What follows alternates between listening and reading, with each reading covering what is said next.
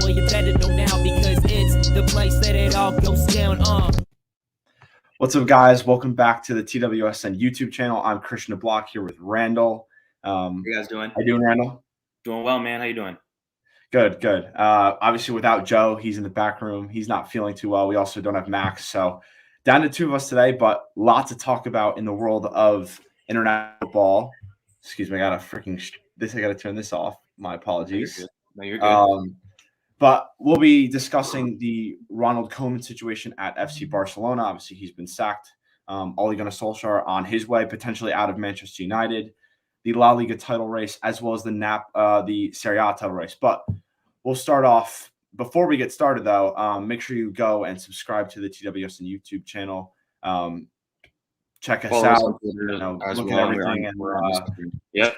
Leave a like on this video. It'll help with the algorithm. But we'll start off with Ronald Koeman and FC Barcelona, of course, earlier this week after a defeat in the league. Ronald Koeman was sacked, and now they have an interim manager. I believe it's the coach who was with the B team they attempt to get Xavi from a Saudi Arabian club. But Randall, what was your reaction to him being sacked, and what are your thoughts on the team going forward with the potential of Xavi coming in as the manager?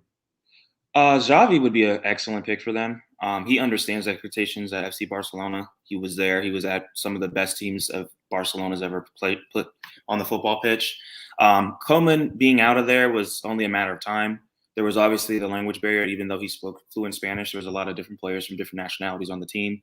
He never really understood his tactics. He kind of really was going in there with a certain idea, but with the type of players that he had, he wasn't utilizing their strengths the best way that they could. And he obviously took the job under the intention that Lionel Messi was going to stay for years to come. We all know his shock transfer this year to PSG shook the football world, and rightfully so.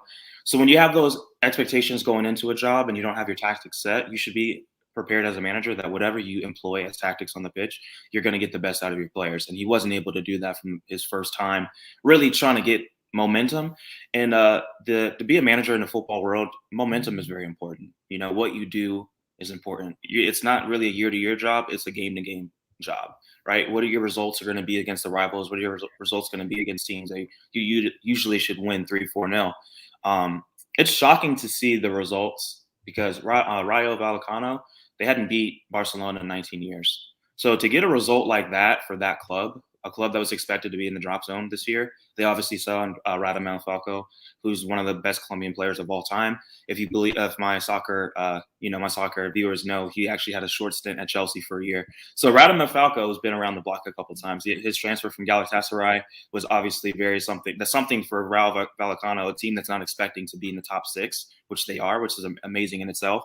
Koeman never really got his foot settled into the job, and it kind of reminded me a lot of Lampard at Chelsea. Lampard at Chelsea was a club legend, just a Koeman, had the tactics in mind, but didn't necessarily have the pedigree to take the team forward. What do you think, Christian? Yeah, it's interesting because, currently Barcelona are ninth, and we'll touch on it later, but really this is a wide open La Liga race, and the fact that Barcelona aren't in it kind of just shows, why Koeman probably was sacked. And I know Laporta there at the top of the club was talking about the fact that he probably should have been sacked earlier, but they wanted to give him a chance because of all the injuries. Of course, you're missing Ansu Fati, who just came back, is now hurt again. Dembele's been out for a majority of the season. The list goes on. Araujo, the excellent center back from Uruguay, is now injured. So they've been missing a lot of people. Pedri's out right now. So you can Pedri obviously signed that massive contract as well with the $1 billion release clause. Right, exactly. And he's played so many games, so it's really no surprise that he's hurt. But I understand why Barcelona gave him a chance. It makes sense, because really there's not many managers in the world right now that could, deal with the situation in a way that has them in a top four race per se. But then again, this is kind of expected at this point. I'm not surprised, especially like you mentioned, they haven't beaten that club in 19 years and they lost. And it's unfortunate because, like you mentioned, he was staying there on the idea that Lionel Messi would have stayed at the club. And unfortunately for that case, he was not there. They lost Antoine Griezmann in the summer. It was a pretty awful summer per se. I'd like to touch on this. This is a very interesting comment. Thoughts on hiring ex-players or famous players as coaches? For me, it's interesting because sometimes it works. Like Zinedine Zidane, for example, it's brought Real Madrid trophy after trophy. But then again, Frank Lampard's a good example. Obviously, you firsthand experience with that. I guess since you have a manager or previously had a manager who was a club legend, what are your thoughts on That's a Chelsea? very good question, and I want to thank Lucas for sending in his question. I'll definitely touch on that. As a Chelsea fan, I was able to have the pleasure of seeing Frank Lampard manage the club that made him one of the best midfielders in the world. Obviously, he has the most goals all time as a midfielder in the Premier League. It was very nostalgic initially. We hired him obviously off the back of him almost guaranteeing promotion for Derby County. Fikayo Tomori and Mason Mount were his main players that were on loan. So he kind of had some Chelsea guys that he were familiar with through the academy to get them to a top 6 point. They obviously lost in the playoff semifinals. They were unable to get promoted. But I think Chelsea saw it as an opportunistic point to get him because they said, hey, he's had experience in the championship. He's led a team that's mostly players are not going to be as quality as what we have at Chelsea. It was a good idea, but I would have liked to have seen Frank actually get them to promotion and really take the next step in his managerial career and take a few years to actually get to go through the paces of what it takes to be a manager. Everyone thinks they can come to the Premier League after having a few years of experience in Portugal or Spain or the Netherlands.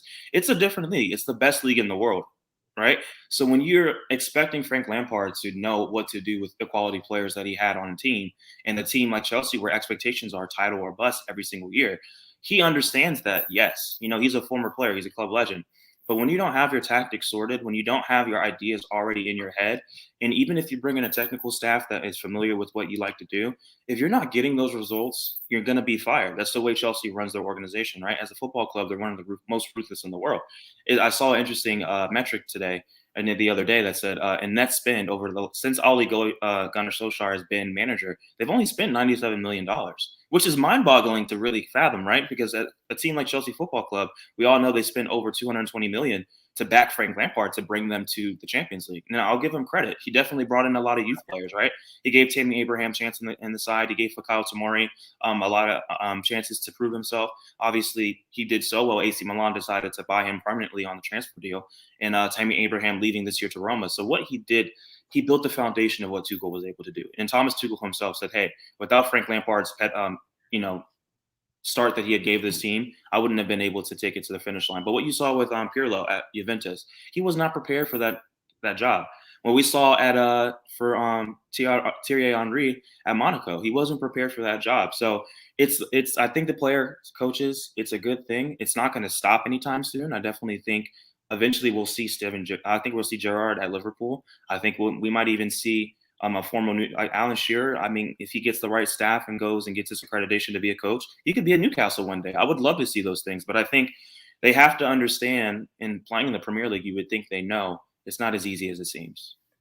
Yeah, I like that you mentioned that because, overall with these situations, I think the biggest thing is, managers having the pedigree and, the long-term ability to show they can really manage at a high level.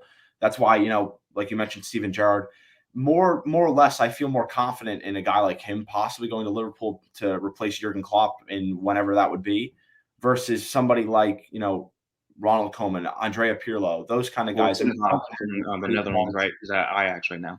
Yeah, like there's, certain ways to do it in order to become a successful manager. And I think, for example, Gerrard starting at Rangers and having a lot of success there versus a guy like Andrea Pirlo who was thrown right into the fire.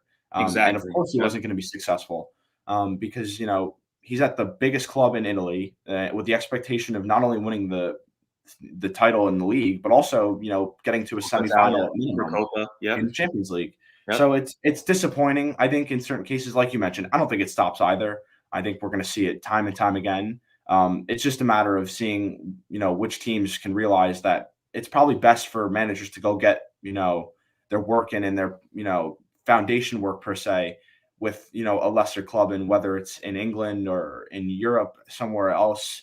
I think that's the biggest key. It'll definitely be a first division club as well, because I think second division clubs, like for example, the Segunda division in La Liga doesn't do anybody any help if they're trying to, be at Atletico. Diego Simeone, I can say, the last couple of years, he's the only coach I can say a manager that's been successful at a club he played at, because he's had years. They've been patient with him. They said, hey, we're going to give this guy 5-10 years. It's going to be a project. And the Premier League teams don't have that kind of patience, because when you're a Big Six club, the expectation is that you're going to be fighting for FA Cup. You're going to be fighting for a Carabao Cup. You're going to be in it for Champions League qualification. So, when you have that, when you look at it from that perspective, there's Chelsea fans on Twitter to this day that say, "Oh, I miss the old days with Frank," not acknowledging the fact that Frank put us in a position where we were never prepared. It was always a different 11 on the pitch, players that had never played together. And I'd absolutely give him credit for playing players like Tammy Abraham and things like that. But when you have players who are more skilled and have more experience, it's probably a good idea to give those players those starts over younger players. So when you have those players on the fringes who have never been a part of the club, who get brought in through a transfer, they're already going to feel like they're on the outside looking in, because they weren't brought up through the academy. You see what I'm saying? And I think that's a different aspect players don't look at. Coaches don't look at when they appoint these players, to be their coach. Yeah, I agree. And I think the one thing before we move on to the second part of the Barcelona situation is that I think, I don't know how you think about it as a Chelsea fan, but I think overall, when I see people talk about Frank Lampard and his impact on the current Chelsea, I think a lot of people do give him credit for, versus I assume with this Ronald Koeman situation, regardless of where Barcelona goes in the next year or two, you're not going to give he's not going to get any credit. But I think Lampard is an interesting, prospect, because a lot of people talk about the fact that he really started things off for Tuchel and got things started. So I think certain fan bases give, former coaches and former legends, the credit they deserve. And some don't. Which is interesting. Yeah. Yeah, but we'll move on to the second half of this. Of course, now that Koeman's out, the rumors are beginning to surface that Xavi is going to come in as a club legend.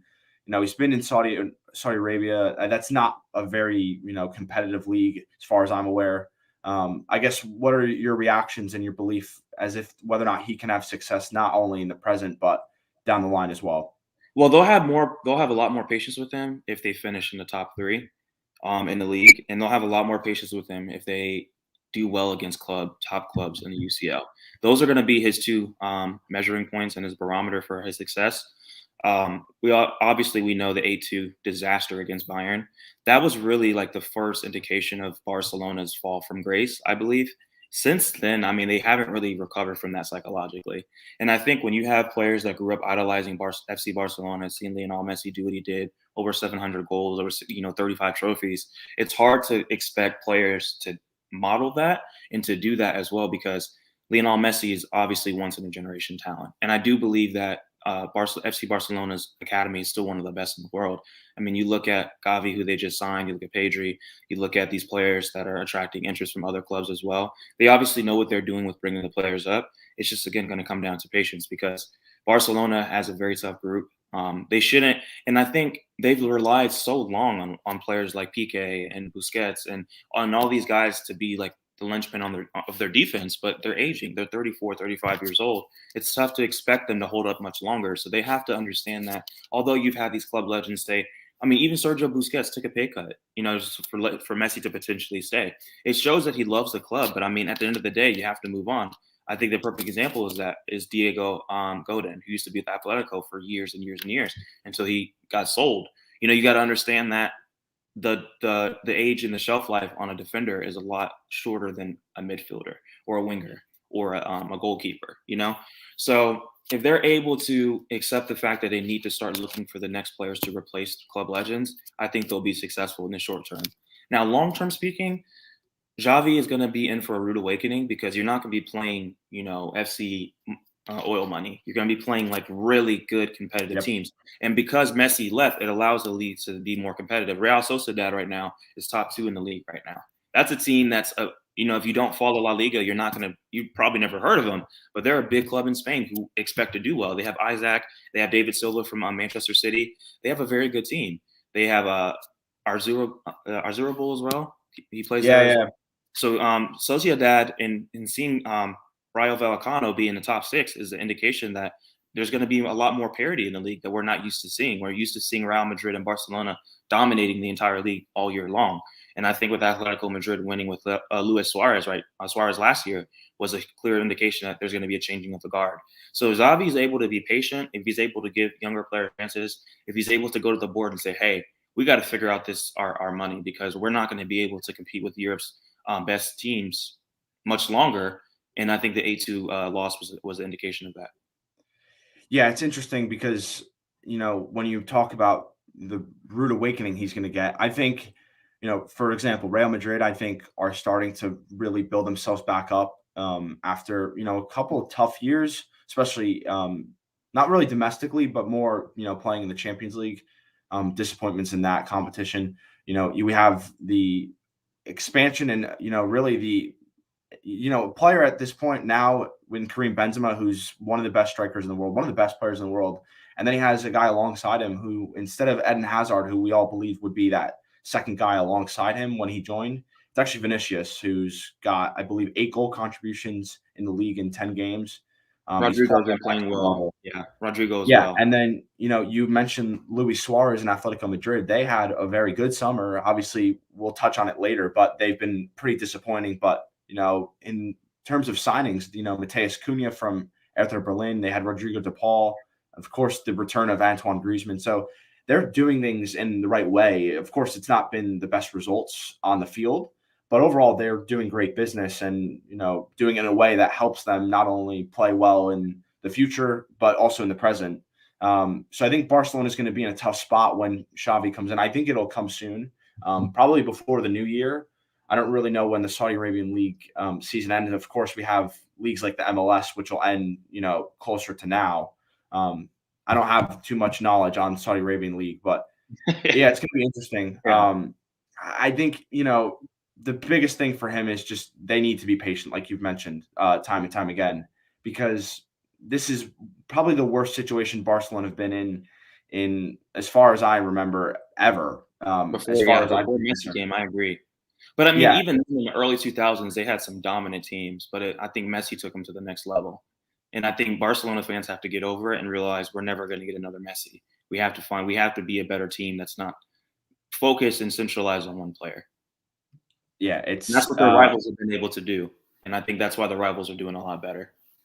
yeah, they were unfortunately, I think a lot of people believe that they were overshadowing a lot of their problems by just having Messi there. And I completely agree. I think, just because you have the best player in the world, they were able to find success even with all these financial problems. And now it's coming to really bite them because obviously they're not able to buy the likes of Mbappe or Haaland. I'm sure they won't be in for them because unfortunately their financial status is, in question at the moment. And it's tough to see. And obviously for the world of football, everybody would like to see Barcelona being, the normal, one of the 5 best We're teams in the used to world. seeing it. Unfortunately, right now, it's far from it. So we'll see if Xavi comes in the next coming weeks. But we'll move on to another manager like Koeman, who's not sacked yet, but could be on his way. And Ole Gunnar Solskjaer, obviously last week got the 5-0 defeat at home against Liverpool. Many questioned whether or not he'd be managing today, but he will be in for the job against Spurs today at 12:30. So, Randall, I guess another manager here. What are your thoughts on Ole Gunnar Solskjaer and whether or not he should be in at Manchester United? And if not, who should it be in for him? That's a very loaded question. It's a good one, though. I think any soccer fan, football fan, is definitely wondering these questions, especially if you're a United supporter. It's really been a disastrous couple of years for United, right? They're one of the highest in net spend over the last. They're the highest net spend in the Premier League since he got appointed. They definitely had some exciting summer signings. Rafael Varane has not lived up to expectations. He's been injured. Sancho has 10 appearances in the Prem, 0 goals, 0 assists. He has not lived up to expectations as well. But I think that's not necessarily his fault. He's a young talent. We saw what he did at Borussia Dortmund over 2 years. He's one of the most talented youngsters in the league. He reminds me a lot of Pulisic before he moved to Chelsea. He does a lot of things on the pitch. He's very creative. He's very sharp. He's very imaginative with his football. The problem with United is they've needed a defensive midfielder for about 5 years, and they just refuse to buy one. That's literally what it comes down to. They splash on players like Pogba. At the time when they brought Pogba in, he obviously, a lot of players don't know, like a lot of people don't know, before he went to Juventus, he actually was a United player, and they brought him back. He definitely developed when he was in Italy, became one of the best young players in the world. And since he's kind of went back to United, they haven't really won anything. And as a player, I mean, you kind of question his motivation and say, hey, yeah, you're getting a good salary to be on one of the biggest clubs in the world, but what is your motivation like? Do you want to have that passion? Do you want to have that leadership? The only game I've really seen him take charge and have that leadership was the first game of the season against Leeds when he had 4 assists. We were saying, oh my God, like Pogba's back. I mean, even if you were a neutral, you were excited to see that's the type of player he can be. But he's way too inconsistent, and he's not necessarily always leading the way that he should. And more credit to him, because I know everyone has a different leadership style. Some players like to lead by the example, by the way they play. Some players are going to be a lot more vocal in the dressing room. Some players are going to get in your face and expect more of you. That's kind of not his style. He just kind of likes to play happy and just play at his best. He's at his best when he's happy. So, United expectations since Ole has come in has just dropped. They haven't necessarily held him to the standard they should. They have a soft spot for him because if you remember, when he got appointed almost 4 years ago, he turned the team around in a way that people didn't see coming. Like, he really was. I mean, it was so quickly that the turnaround happened. It made United supporters, feel hopeful that maybe we're finally going to be back where we need to be in the Prem. Maybe we're finally going to get that UCL contention that we deserve to be in. And it's sad for football not to see United be the club that they were when Ronaldo was first there. But I don't really think they've ever recovered from Ronaldo leaving. I mean, they've had a lot of players come in. They brought in Cavani at the end of his career. They brought in Ibra for 2 years. They've had some strikers come in with big names, but they're definitely past their prime. And I think that shows United's how they see themselves, because 10 years ago, they would have brought in a player who's 33, 34 years old to be their main striker. They would laugh in your face because, we're United. You said, I'm saying we're Manchester United. Yeah. We're not going to accept players who are past their prime. But when you drop your expectations as a club, it shows why they've tolerated his inconsistency for so long. And the thing I'll say about this, and then I'll let you definitely give your points on it, is that 15-14 loss and the Europa League final last year to Villarreal, that was demoralizing for that team. That was absolutely demoralizing. I particularly am not a fan of United, as you know. I support Chelsea FC, the best club in London, for you who don't know. But that was a demoralizing loss to watch happen on TV. I mean, imagine scoring 14 penalties in a row, and then De Gea, unfortunately, is the person that lets in the penalty that wins the game. So I think when you have a manager who doesn't know to coach the players, do stuff like that, mentality is everything in football. The way you see yourself, the way you see your football, and the way you see your team is going to determine how successful you are. Yeah, it's interesting, that situation, because overall, it's funny because since Sir Alex Ferguson's left, arguably Ole Gunnar Solskjaer has been the most successful manager in terms of, the way the team's looked overall. If you look at the numbers, I think he's actually not number one in terms of winning percentage. But that's kind of a stat that you need context with. Yeah. But overall, in his 3 years, the team is, improved, I would say. Absolutely. But unfortunately, the team is now at a point where they aren't going to get any better under him. And you mentioned the Paul Pogba situation. I think that's interesting and important to bring up because, for example, in the Euros and even in the 2018 World Cup, when we see him play for France, we know and see vividly that he is still maybe the most technically gifted midfielder on the ball in the world. And he's certainly in that conversation. So everybody knows of his talent and his quality.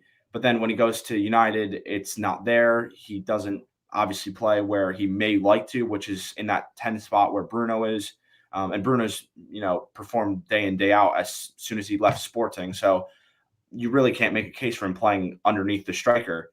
But that then to me goes down to the manager. I think, when he's not performing at a high level, but he can perform for France, it's not like the quality's not there. So finding that differentiation is important. I think that kind of is one pure example of showing Ole Gunnar Solskjaer's weaknesses of not being a good manager technically. Of course, good manager. He's shown the ability to have a good morale even amongst terrible losses like last weekend, and being able to bounce back from it, which he will need today, because their run of games is daunting. They have, of course, Spurs today, Atlanta next week, midweek, and then they play Manchester City, who, they do have their number, which is interesting because Ole seamlessly gets wins against them day in, day out. But which is unfathomable as well, because you're like, how does he do it? But yeah, it's the most interesting thing in the world because when in doubt, somehow he finds a way to get victories against them. But we know Pep is known for overthinking and playing himself out of games. I mean, ask Chelsea. I mean, the 25th, the first time, September 20 was the first time City had beat them, in 4 tries. Like he has a 25% win percentage against Tuchel, which is really amazing to me because a lot of people will say Tuchel's defensive and he doesn't play attacking football. But, I think that 7-0 victory against Norwich says differently. But that was at home, obviously. But, yeah. Yeah, and I think like we touched on earlier with Koeman and managers and club legends not being ready to go. Unfortunately, like we mentioned before, Ole Gunnar Solskjaer was not ready for the job at Manchester United to begin with. While he's done some things particularly well, others not so much. He wasn't ready for it. He had been at Molde and Cardiff, which are two clubs that are One nowhere in near Wales and one in Norway. Yep. exactly. So he was thrown into the fire once again. And, United not as bad as Barcelona, I would say, because they're spending particularly well. Of course, you mentioned the sixth position. That is a void that needs to get filled this summer. No questions asked. They cannot go another summer without signing somebody like Declan Rice, Calvin Phillips, Wilfred Ndidi, somebody of that Would be stature. perfect for them. One of those names. If they want to go somewhere else, that's fine. They need a true six. But I mean, like the crazy thing about United is they'll spend all these money on these top players and then they won't even use them. Like imagine like the money they spent for Van de Beek from Ajax was a waste of money. He doesn't see the field. Like that's like for me mentally, I know myself like that would be like tough. And that's why I say a top mentality is needed to be a footballer because there's going to be years where you don't play. There's going to be years when you're always playing. How you view that and how your attitude, it just shows your motivation because I think Tuchel's the perfect example of this, right? He's had Ben Chilwell on the bench, who's on a tear right now. He has 4 goals in 4 games for Chelsea, was on the bench. Like Alonso was the guy the first couple weeks of the season. And instead of Chilwell taking it personal, he just trained harder. And I think a lot of United players, because the attitude and the environment is not necessarily an environment that inspires winning, I think the players that aren't picked often, they just say, well, I'm not going to play anyway. It doesn't matter how hard I train. We don't even expect to be teams that we should expect. Our expectations of how we view games and results are not necessarily something we take serious, right? Like Alex Telles, right? Alex Telles is a player I was hoping Chelsea would get because he's a fantastic talent. Since he's moved to United, I mean, he's been featured maybe less than 10 times. So Right. it's incredible that they have the scouting, they have the ability to attract players because, United is a big club in itself, kind of like the Real Madrid, the Barcelonas, the Bayern Munichs. Around the world, I mean, those are teams that players have always dreamed of playing at, right? But then you get there and you're like, wow, this is different than what I thought it would be. So I think if you put Sir Alex Ferguson in this era of football, I think he would have struggled initially, but that's the difference between Solskjaer, and I know that's a odd juxtaposition, but that's the difference between those two managers is that Alex Ferguson understood the importance of making sure every player was at their best all the time, right? And Pep Guardiola does that as well. Right. He has the backing to go get any player he wants, but he makes sure that they're all hungry and have that mentality that hey, if one man goes down, it's the next man up mentality, right? And that's what Bayern Munich has as well. And they've had a lot of players. I mean, obviously their situation is different. They pretty much bully every other team in Germany because they have the most money. But I'm just saying, in the world and era of football, we're going to see ourselves in the next few years. It's going to be a very common thing to see billionaires just buying clubs that are in the top 6. Like I don't know if you heard about the rumor with West Ham United with the Czech billionaires is hoping to come in for a bid for West Ham United to the sum of 160 million pounds, 160 million pounds, or about 30% of the club. So they're seeing what Newcastle United did, and even though it took them a year to pull it off, there's a lot more money in football than it's ever been. And I think how teams like United kind of how they perform under that new era of football will be interesting because they have a lot of money in the Glazers, and they do invest in the team. It's just they don't have the right man leading the troops. Yeah, I'm glad you mentioned the Pep Guardiola thing. That was one point I wanted to touch on because I think he's one manager that embodies that ability to have every single player in their 23-man squad ready to go. I mean, whether it's defenders, I mean, over the last couple of years, we'll touch on defenders before we move on to La Liga. Americ Laporte last season was not playing much alongside Ruben Diaz because John Stones had performed well, obviously was part of the England squad at the Euros. And now it's been roles reversed. Laporte's come back in alongside Diaz and has been fantastic. The wing backs, well. He's had so many problems with the wing backs in terms of, Benjamin Mendy, who obviously has been dealing with some disciplinary issues off the field. Zinchenko hasn't been particularly consistent. Yes, Zinchenko hasn't played well yet.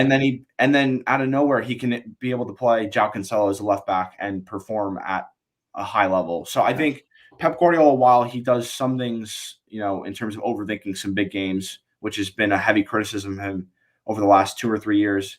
I mean, he's maybe the most gifted, mind in terms of that kind of stuff and having the ability to have midfielders ready to go, attackers, because he, transitions the squad and rotates pretty often. And when he does it, they don't miss a beat. They so, don't. And yeah, I mean, think about it too with Rodri. When they got Rodri from Atletico, he just fit in like a glove, right? Like he was able to stick him anywhere in the midfield, and he was able to perform. And you look at Zinchenko has not played well, obviously, but having a versatility as a Big Six club, it really shows who's a good manager tactically and who isn't, right? Because I've seen Chelsea employ so many different lineups with players you wouldn't think would fit together. But when you have the versatility to have 5-6 midfielders who can all give you different things, it gives you the versatility because these fixtures we're about to embark on after the international break, there's not another international break till like February. So this one coming up next week, that's when you really see who has the deepest squad and who doesn't. Because Liverpool, you can make the argument, Liverpool, when they're healthy, is the top 3 club in the world. And they've shown it because the last 3 years, right, United has had us 200 plus points. That is they were the first team in Premier League history to score 100, to have 100 points in a league. Liverpool had 99 that year. You guys obviously got, you were denied the title by that Vincent Kompany goal against Leicester City. I don't want to give you flashbacks because that was probably a tough time as a Liverpool fan. That's tough times. Yeah, no, but that was an incredible game. I remember watching that. But just like what City's been able to do in terms of consistency, it's the level of excellency that he expects of his players, and he doesn't bring a player in that doesn't do that, right? And I think that's the difference between him and Solskjaer is that he doesn't have any type of standard to begin with. So when you bring all these players in, whether they're quality or not, they're not necessarily going to perform well because they don't know what's expected of them, or they don't expect it of themselves.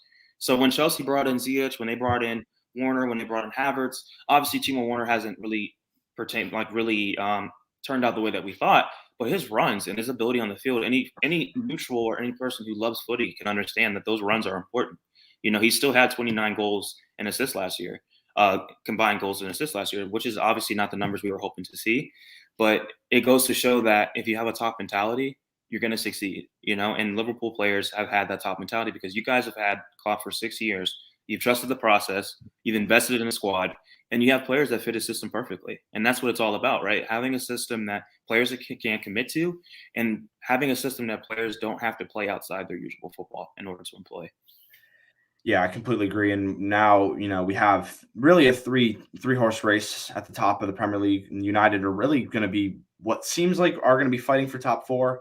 Of course, it's early in the season, so things could change, but it's hard to see them finding themselves back at the level of Chelsea, Manchester City, and Liverpool. But now with that, we will move on to a different league that's in a pretty tight title race, and that is in Spain with the La Liga race. Of course, many of us expected Atletico Madrid to really grab hold of that, but unfortunately, they have not been able to do so. We were talking before the show about their inability to really close out games. They did not do that in their last match. But Randall, what's your opinion on what's going on in Spain and who you believe is going to be able to really grab hold of that league at the moment? It's a very good question. I follow Atletico. I've been following him since Griezmann. I don't know if you remember, in 2017, he said he wasn't leaving Barcelona and made this whole video. And the year after that, he left to Barcelona. I thought it was really corny. That's beside the fact. So I follow Atletico because I love the colors, red, white, and blue. I'm an American. So that was it for me. I like the colors. They have history. Atletico is an interesting team to me because Thomas Lemar really started the season on fire. He was playing his best football since getting transferred there from Monaco. He was playing really, really well. Overall, Koke has played well. Saul Niguez obviously got transferred to Chelsea for a short time on loan. I appreciate the comment, Cody R. I really appreciate that, seeing that, man. I appreciate you for checking out the show. But Atletico, they're kind of can't get out of their own way, right? I think since that loss to Liverpool in the Champions League, they've really struggled to retain their form.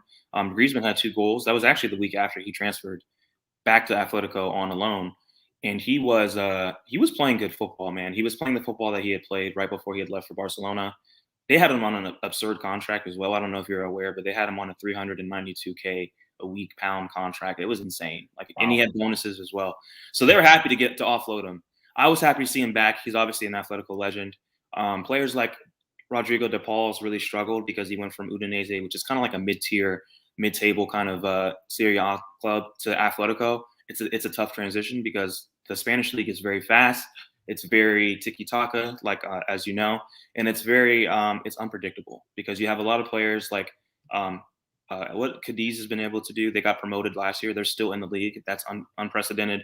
What Raul Vallecano has been able to do. They're top 6 in the league. They were a team that was going to be a relegation candidate.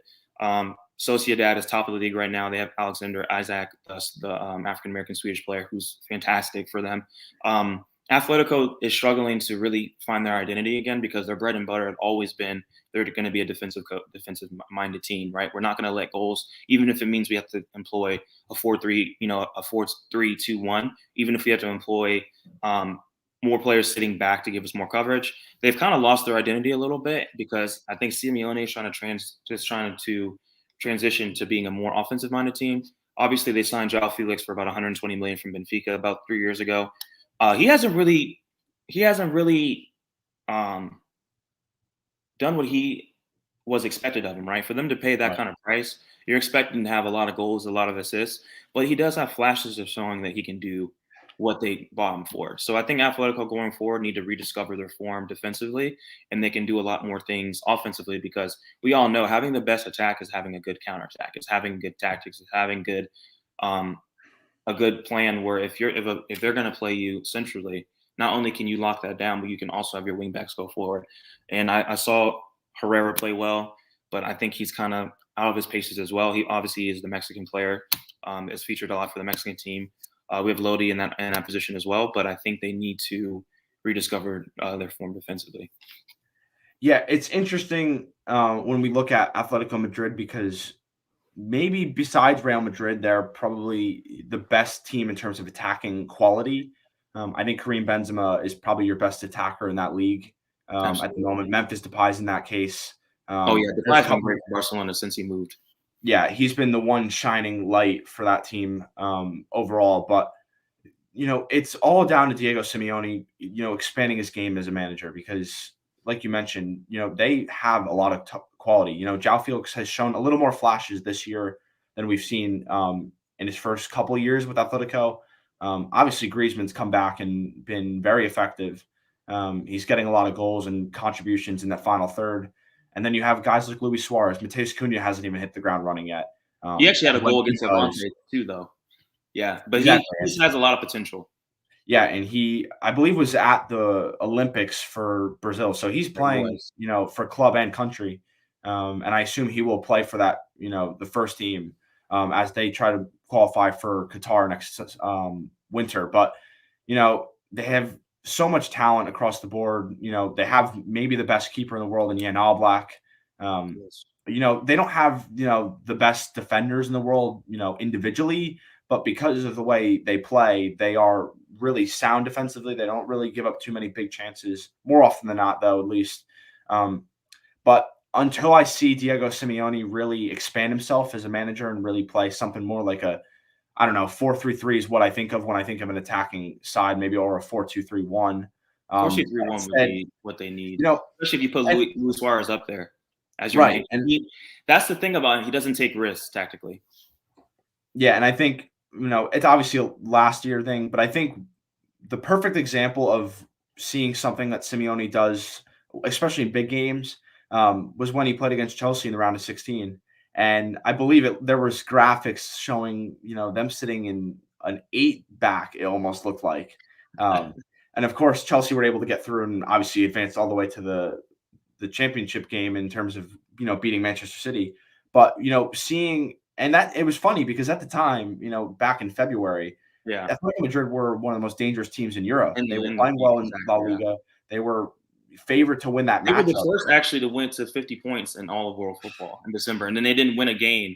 They literally had 17 points after 3 months since December in their hot start. Yeah. So it's interesting to look at, Diego Simeone as a manager and his ability to, manage those games. But unfortunately, wasn't able to come through last year. It's going to be tough to see whether or not they get out of their group. They're in the group. Yeah, they have AC Milan and Liverpool in their group as well. And Milan, unfortunately, haven't been able to provide some success in the Champions League while they have in Serie A, which we'll finish the show off with. But they'll get out of the group. Whether or not Atletico can advance deep into the Champions League will be interesting to see. But overall, I think as you have Real Madrid, I think as of right now, I also have Real Madrid. It obviously is wide open. Real Sociedad could be similar to Lille of last season in the French league. Could be that unsung story in Europe where a team that isn't predicted to win the league wins the league, and that would be really an incredible feat because the French league gets a lot of stick for being very uncompetitive, but La Liga certainly, while their ability to play well as a whole in the Champions League has dropped off a little bit. Yeah, It's still competitive year in, year out. And if Real Sociedad is the team that surprised everybody and finishes, it'd be a great thing to see. Absolutely. it'd be an incredible story. Yeah. And I think that would be, incredible for a guy like Alexander Isak, who is one of the best young strikers in the world. And obviously was. And if that happens, he'll be at a Big Six club. He'll be either in the Prem or he'll be in. I say Prem because we all know the Serie A teams are famously frugal, so they don't like to spend a ton of money on Right. players in general. So he'll be in the Prem next year. Imagine him at City or Liverpool. That's a dangerous thought. I don't even want to think about it. I don't even want to think about it. That would give me nightmares. That would be incredible. That's especially City, who need a striker. Yeah, that's probably the team I would look at in terms of a team that's in desperate need of a striker. But overall, we'll move on to our last topic of the day, which is another title race. This one in Italy, as it's really two horses again. In two teams with Napoli and AC Milan, who are both, I believe, level on 28 points as we currently record. Napoli is ahead on goal difference by 5 goals currently. So they both have 8. So I think 8-3 and 8 wins, 3 draws, no losses for both, or 9 wins. Yeah. Yeah. So and there's a couple other teams that are a little farther deeper in terms of the top 4 race. But once again, I'll start with you. In terms of those two teams, who do you favor in the long run? And if you don't have one of those two teams, is there anybody else that can possibly make a run? I wouldn't count Inter out just because they have those players have kind of remind me of Liverpool. They've been playing together for a long time. Obviously, they lost Hakan Çalhanoğlu to AC Milan. That's the new player that they have. They're at Inter. They brought in Joaquin Carrera, I believe. Yeah, they brought him in. Yep. Yeah, they brought him in. They're a big club with a lot of pride. They expect to be in the top 3. They expect to be in contention. They're defending champions in Serie A. I don't know, man. It's tough to call. It's too early. I really think AC Milan and Napoli are going to be the ones that it might go down to the last 2 weeks of the season, in my opinion. I don't see AC Milan losing any type of games anytime soon. They've had some come behind victories. I've watched them very closely because obviously Fikayo Tomori and both Giroud play for AC Milan now, so that's a reason for me to watch them and cheer for them. The way they've won the games, though, are encouraging because they've done it early in the season. They were down last week to Hellas Verona 2-0 before halftime, and they came back to win 3-2. 3 weeks before that, they were down 2-0, came back to win 3-2. So they're a team that never gives up. They're a team that has really good mentality. They have a lot of veteran players on that team. They have Ibra's been there for about 2 years now. They bought Giroud for $1 million from Chelsea. He has 4 goals in 6 matches for them, which is pretty good numbers for your backup striker. Their best player so far, though, has been Sandro Tonali, the 21-year-old. He was initially brought on there through loan, and they bought him permanently this summer. Rafael Leao, he's about 19, 20 years old, the Brazilian. He's a fantastic player. He's actually Portuguese, if I'm not mistaken. He's a fantastic player. He's a left winger for them. His heat maps this year have been incredible. He's been really in the middle of everything that they do. He's had a couple assists to start the season. Ante Rebic, the Serbian, another player who's very good for them. He's 25, 26. He can be played and deployed as a winger or as a false 9. They have a lot of depth to that team. And Pioli, their coach, he doesn't whatever he's doing in training, it's working because they never really look down. They never look, if the score is not really flattering them, if they just think they deserve a better result, they just go out and get a better result. And I think that is going to might be the difference in the title race because Napoli they're used to leading from behind. Leading in front. So I would challenge Napoli and say, what can you do when you're down 2-0? before halftime. I want to see that type of championship result from them. But Victor Osimhen, the Nigerian international, Osimhen is one of the best young strikers in the world, and he's showing it week in, week out. Insigne is still dropping master classes every week. He had 2 goals last week. He had 2 penalties that he slotted away for them. They've had some dominant victories as well. So Napoli and AC Milan, I believe, are going to be the ones who are really in the thick of it, but I wouldn't count Inter out as well. So it's going to be interesting to watch. Serie A is – I kind of liken Serie A to Pac-12. So Pac-12 football, for Americans who are watching the show, we all know those are shootouts. You know, they're games in the Big 12 as well. There's not going to be a lot of defense in those games. That's kind of what I really liken the Serie A league to. And you can watch it on Paramount Plus all year, so it's easy. It's accessible now. They obviously signed a deal with Ronaldo, thinking Ronaldo would stay. He ended up leaving. But there's a lot of bright teams in that side, in that league that you can watch, and it's going to be exciting. Yeah, it's an interesting league, and I think a lot of people are giving Serie A more credit now for being a competitive league, which is nice to see because especially going into the year, many people believed it was maybe the widest race in terms of all the top 5 leagues in Europe.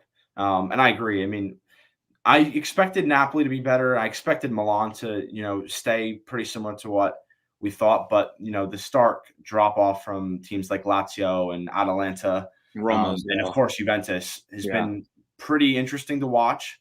But yeah, I think, when you're looking at the difference between Napoli and AC Milan, I think you have a lot of more, world class that's kind of a tough word to use because it's pretty often used by people, but top level players. I think when you talk about names in terms of Napoli, they have more of those. But when you look at youngsters, I mean, Rafael Leao, Brahim Diaz has been fantastic. Oh yeah, I forgot to mention Brahim Diaz. Yeah, he's been fantastic for Milan as well. Yeah, Fikayo Tomori, they're very underrated in terms of their talent across the board. I think the difference between those two teams and who I trust more is in terms of Napoli is because, you have a leader from the front line in terms of Lorenzo Insigne, and then Victor Osimhen is, like you mentioned, you touched on it already, has been performing, week in, week out for them. He's now finally finding himself in a position where he is getting goals seemingly every game. Yeah. So I think, Zlatan Ibrahimovic, he still can score goals. Olivier Giroud has been, pretty effective when he's played, but it's hard to see both of those guys performing, for a whole season at their age. Yeah. Right. And, Rebic, who you mentioned before, he can be deployed as a false 9, but it's really not his favorable position. Yeah. He prefers to be on the left wing. Right. So, they are able to score goals and, perform when they're healthy, but, it's hard to see them doing that consistently. And Napoli have a lot more players who've played in the Serie A league and in Italy. Sure. They have a lot more Italians on their team who know what it takes to win a championship. So, yeah, and I think, like you mentioned, Tonali, and I think his role in this team is going to grow because I assume Frank Kessié is going to leave in the summer, who I believe is out of contract. But they have guys like Benacer, and they're very talented.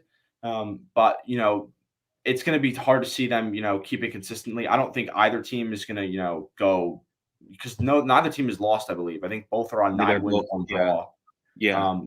So neither team's going to go invincible or something to that level because, Serie A is going to have teams who will get shock results. And I'm sure, sooner versus later, one of those teams will eventually become invincible. And, but Napoli, like you mentioned, and before we go, you mentioned the 6, I believe it's 5 goals in goal difference. Yeah. Napoli have only given up 3 goals. I was going to mention that as well. Yeah, that's incredible. That's actually on par with Chelsea. Chelsea have only conceded 3 goals in the league as well. That's an incredible number. I mean, I'm not surprised because, you have the likes of Koulibaly and, and Manolas, I believe, actually isn't playing as much next to him as more, but they've David Ospina in the net. So I think that also is going to be a key for Milan. Can they really be stout defensively and, close that gap? Because if Napoli's given up 3 goals every 10 games, which obviously probably won't hold up that, differential, but regardless, if they're, getting clean sheets, every other game or even, 2 out of 3 games at something like that rate, it's hard to see them not getting 85, 90 points and, really winning this league. But I'll let you finish with whatever you think about those two. No, teams. I everything you say, I concur and I agree with. I definitely the defense is going to be the difference because at times Milan plays high flying football, but it can come undone very quickly. And that's why I mentioned, even though they do have some come behind victories, you don't necessarily want to put your players in that position to begin with. You want to be stout defensively. And Napoli have shown that they're going to be able to be the better defensive side out of the two. What it's going to come down to is when they play each other, whoever gets those results will probably be the difference as well, right? Like if Napoli can come away with a decisive 2-0, 3-0 victory, or even 2-1, 2-0, I think that'll be the difference. If AC Milan can split the series and do well against their other rivals as well, I think that could be the difference. So there's a lot of different factors that look into it. I'm just happy the Serie A is getting the recognition it deserves. Yes, absolutely. But that's all for us this morning. Thank you so much for joining us. Like I said before, please go ahead and subscribe to the YouTube channel. Check us out on Twitter, Instagram. We're all doing a lot of good stuff, a lot of articles coming out on the website. So please check us out. Also want to mention we have the college football show at 11 o'clock. Go check them out. They do a lot of great work there. But in terms of us in the Soccer Sit-Down show, we'll be back next week, same time. Hopefully we'll have Joe. Hope he feels better as he's in the back room. As well. Yep. Yes, and Max as well. But that'll be all for us today. Thank you so much for joining us, and see us. And don't forget to watch the College Football Tailgate Show coming up next. All right. Get up, let me begin.